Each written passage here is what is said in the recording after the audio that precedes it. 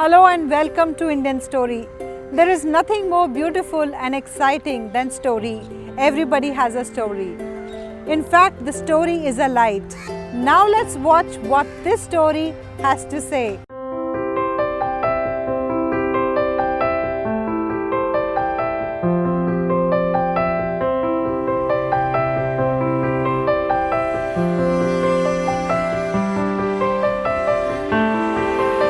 नमस्कार सर, मेरा नाम जेके नागपाल। मैं यहाँ कंपनी रन कर रहा हूँ सेक्टर 62 नोएडा में, ग्रोवेल लीगेसी के नाम से।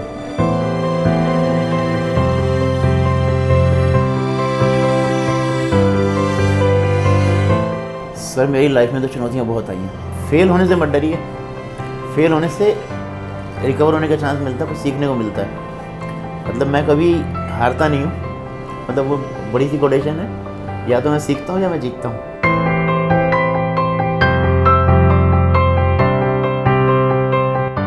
इंडिया में क्या है, हम लोग सेवर तो बहुत अच्छे हैं, लेकिन हम लोग इन्वेस्टर नहीं हैं। हम लोगों ने जो बहुत बड़ी गलती की एज इंडिया, मतलब 1 रुपये का जो डॉलर होता था, वो डॉलर आज 77 के आसपास चल रहा है। हम लोगों ने बाहर से गोल्ड इंपोर्ट कर करके अपनी अच्छी अच्छी कंपनीज विदेशियों को बेच दी।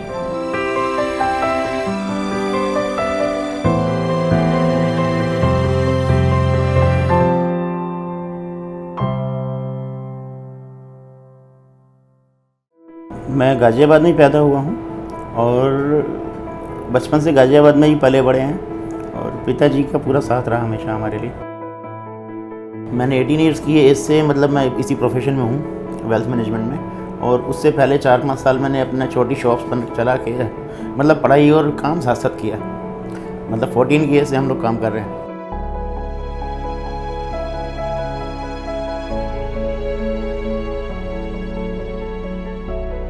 मेरी मदर का नाम कृष्णावंती नागपाल है, लेकिन हम लोग कृष्णा नागपाल बोलते हैं। और देखा जाए तो किसी भी इंसान में संस्कार माता पिता द्वारा दिए जाते हैं। तो माता ने मुझे बहुत प्यार दिया और बहुत प्यार दिया उन्होंने। और बचपन में तो मतलब ये लगता था कि वो बोलते थे कि चिपका ही रहता था, अभी तो आता ही नहीं है मिलने के लिए। तो कुछ ऐसी परिस्थितियाँ हो जाती हैं, आदमी चाह के भी मिलने नहीं जा पाता है, लेकिन माँ से जो प्यार था वो अभी भी बना हुआ।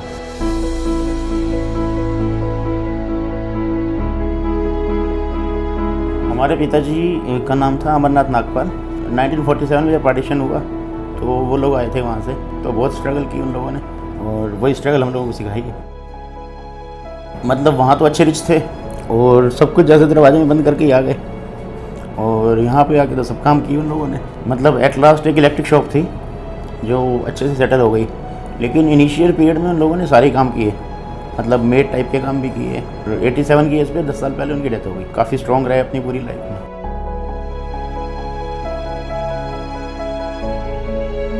मुझको मिला के टोटल 4 भाई बहन हैं इस टाइम। एक मेरे बड़े ब्रदर थे, उनकी डेथ हो गई थी अर्ली स्टेज में, सुरेंद्र नागपाल। उनसे बहुत सीखने को मिला, बहुत सुपरविज़न भी मिला। मेरे एक बड़े भाई साहब हैं राजेंद्र नागपाल, जो देहरादून में सेटल हैं, ऑटो इंडस्ट्री में हैं। मेरे बड़े ब्रदर गाज़ियाबाद में हैं, इलेक्ट्रिक शॉप चलाते हैं। और मेरी सिस्टर दिल्ली में रहती हैं, उनके हस्बैंड अकाउंट्स में हैं।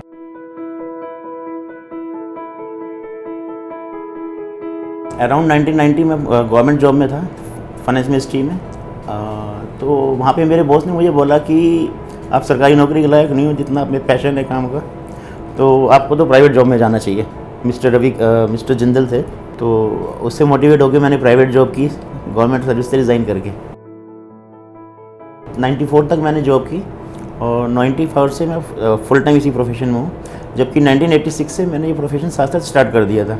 बहुत छोटा सा ऑफिस होता था, घर के आगे 1-2 कुर्सी में डाल के बैठ जाते थे, तो लोग आते थे, तो वो क्लाइंट्स आज तक जुड़े हैं। तो पूरी लाइफ टाइम हम लोग इक्विटी में, मेरा इंटरेस्ट ज़्यादा रहा डायरेक्ट मार्केट्स में, तो जिसकी वजह से लाइफ काफ़ी वोलेटाइल रही।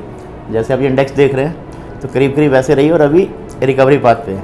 और इवन मेरी वाइफ ने मुझे बहुत साथ दिया, जब कभी स्ट्रगल का पीरियड रहा तो शी वॉज विद मी।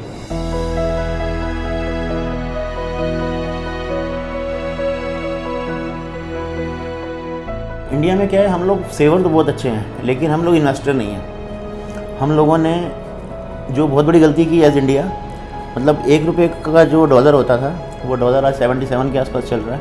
हम लोगों ने बाहर से गोल्ड इंपोर्ट कर करके अपनी अच्छी अच्छी कंपनीज विदेशियों को बेच दी। तो जो एक बड़ा ख़राब हुआ, जिसकी वजह से आप देखेंगे जो निफ्टी की जो मेन कंपनीज़ हैं उनमें मेजर होल्डिंग एफआईआईज़ की हो गई है। और अगर इसी तरह से चलता रहता और हम लोग इन्वेस्ट नहीं करते इक्विटी मार्केट में, तो हो सकता था कि अगली ईस्ट इंडिया कंपनी इंडिया में फिर से आ जाए। तो मेरी कोशिश होती है कि जैसे आपको मैं बोल रहा हूँ कि आप इन्वेस्ट करिए, तो साथ साथ आप देशभक्ति भी कर रहे हैं, क्योंकि किसी अच्छी कंपनीज़ के आप शेयर्स लेके रख रहे हैं तो विदेशियों की कुछ होल्डिंग कम रहनी चाहिए इंडियन से। तो उस तरह से आप इकोनॉमी को भी सपोर्ट करते हैं और देशभक्ति भी आपके अंदर रहती है। तो आप दोनों तरह से सपोर्ट करते हैं इकोनॉमी को, और मैं उसमें पूरी हेल्प करता हूँ। मतलब कोई अगर आप बोलेगा कि 100 रुपये की SIP करनी है, तो मेरे लिए वो ज़्यादा इंपॉर्टेंट है बजाय 10 लाख की SIP के। मतलब क्लाइंट की each and every requirement, savings और इन्वेस्टमेंट से जुड़ा जो भी कुछ है, रिस्क कवरेज में जो चाहिए सब कुछ अवेलेबल है। और कभी हम ये नहीं सोचते हैं कि यहाँ से गुड़गांव जाना है तो 5,000 का खर्चा होगा और मार्जिन होगा 50 रुपये, तो मैं भाग के खुद भी चला जाता हूँ, कोई टीम मेंबर नहीं जा पा रहा है तो।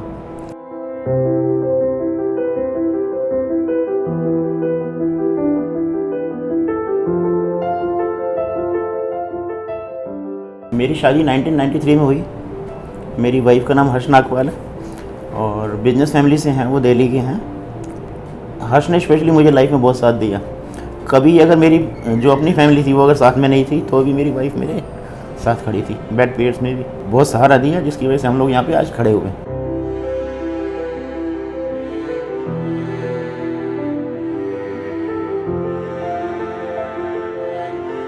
और मेरा एक बेटा है हार्दिक नागपाल,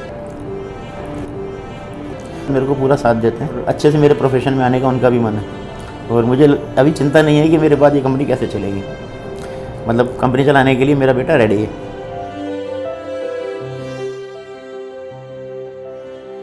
सर 1993 से मैं रोटरी से जुड़ा हूँ। पहले रोटरेक्ट था, 25 ईयर्स तक के लोगों के लिए रोटरेक्ट होता है, उसके बाद रोटरी हो जाता है।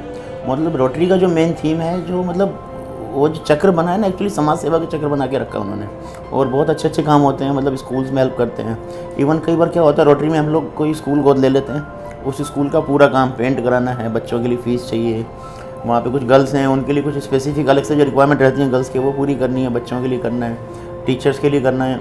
तो हर तरह से सपोर्ट करते हैं स्कूल्स को। और इवन कई बार चौराहों पे मतलब कुछ प्लांटेशन करना, वो सब करना। और ग्लोबली बहुत अच्छा काम कर रही है रोटरी।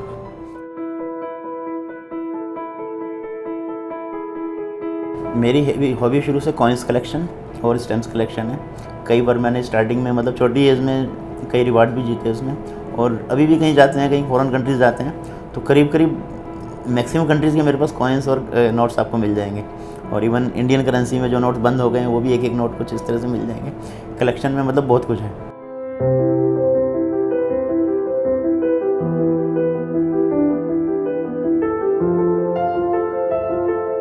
तो मतलब करीब दुनिया में काफ़ी जगह घूम लिया ड्यू टू दिस प्रोफेशन। और मेरी अपनी भी हैबिट है, मतलब किसी वीकेंड में मैं रुकता नहीं हूँ अभी, मतलब कहीं ना कहीं मतलब मिलेगा। और कई बार बल्कि मैं सोशल मीडिया पे और उस पर पोस्टिंग करता हूँ कि मैं यहाँ गया वहाँ गया। बच्चों को लगता है नहीं करना चाहिए, लेकिन मुझे अच्छा लगता है तो मैं करता हूँ।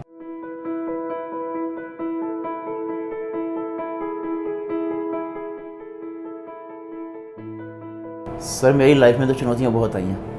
मतलब आप देखिए, इंडेक्स आप देखते होंगे, सेंसेक्स का भी देखते होंगे, तो जैसे वोलेटाइल होता रहा, उससे ज़्यादा मेरी लाइफ वोलेटाइल हुई है। लेकिन मतलब जब आप नीचे आते हैं ना, तो उससे डबल स्पीड से आप ऊपर जाते हैं। कभी आप बॉल फेंकिए नीचे, डबल स्पीड से ऊपर जाती है, तो करीब वैसे ही हुआ। और फाइनली मतलब प्रभु के साथ होने की वजह से फिर दूसरा हम लोग खड़े रहे, फैमिली के लोगों ने सपोर्ट किया। मतलब जो अपने पेरेंटल फैमिली है उतने इतना सपोर्ट नहीं भी किया, तो एटलीस्ट मेरे बेटे ने, मेरी वाइफ ने हर पीरियड में मतलब मुझे सपोर्ट किया, तो ये बहुत अच्छा लगता है।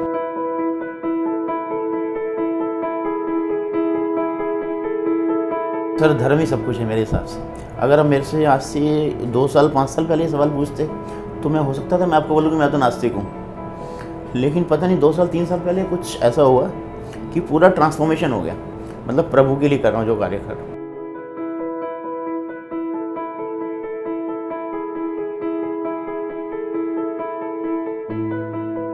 सुबह अराउंड 4 में उठ जाता हूँ और 4 से 5 के बीच में मतलब कई बार कुछ काम रह जाता है ऑफिस का, कुछ है तो लैपटॉप ऑन किया, थोड़ा रूटीन कंट्रोल में कर लिया। अगर कंट्रोल 5 बजे तक हुआ, 6 बजे तक हुआ, 7 बजे तक हुआ, तो वो काम पूरा करके फिर वॉक करते हैं। अगर 5 से 7 के बीच में टाइम मिलता तो वॉक करते हैं, नहीं तो फिर काम करके रेडी हुए और 8 बजे ऑफिस पहुँच जाते हैं। ऑफिस आने के बाद 2 घंटे 3 घंटे लगते हैं पूरा रूटीन समझने में, पूरा डे प्लान किया। मतलब प्लानिंग में मैं ज़्यादा टाइम लगाता हूँ, एग्जीक्यूशन में कम लगाता हूँ।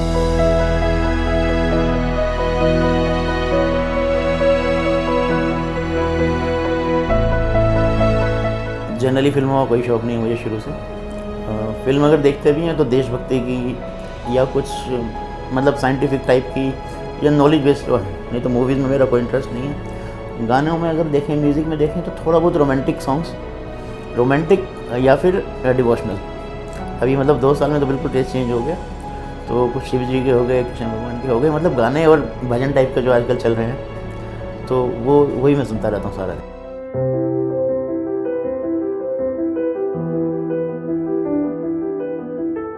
तीन ही लीडर हैं जो मुझे लगता है एक्चुअल लीडर हैं, मोदी, योगी और अमित शाह। बोल्ड डिसीजन लेते हैं, ऐसे डिसीजंस जो लाइफ टाइम में कोई नहीं ले पाया, बड़ी बड़ी गवर्नमेंट नहीं ले पाई, उन्होंने तुरंत लिया। और उसके बाद एग्जीक्यूशन है, जो पॉलिसी लाते हैं एग्जीक्यूशन है, और सबको साथ लेके चलते हैं। मतलब शुरू में हम लोगों को लगता था कि ये हिंदुज़्म की बात करते हैं, खाली हिंदुत्व की बात करते हैं, तो एक्चुअली हिंदुज़्म और हिंदुत्व कोई धर्म नहीं है। हिंदू धर्म एक रिलीजन नहीं है, ये एक वे ऑफ लाइफ है।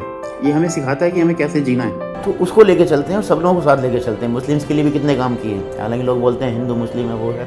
आप देखिए कभी भी दंगे होते हैं, अब यूपी में काफ़ी कम होने स्टार्ट हो गए। तो सर ये तीनों नेता ही मुझे अच्छे लगे।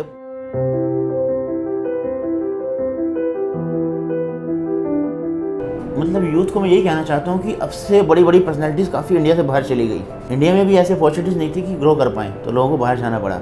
लेकिन अगर वो पर्सनैलिटीज़ इंडिया में रहती तो इंडिया पहले से ज़्यादा अच्छा ग्रो करता।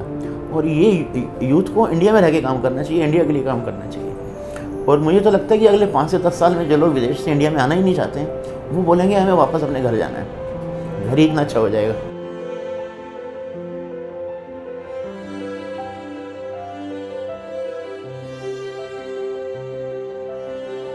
Hard working and strong team.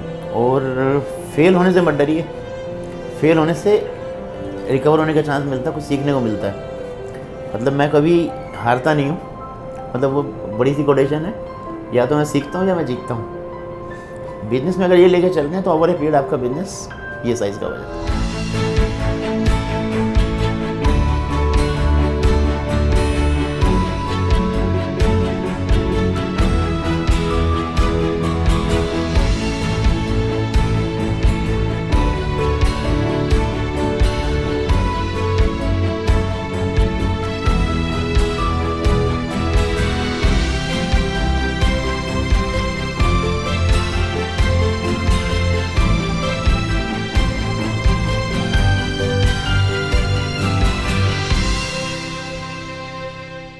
Yes, we are all unique.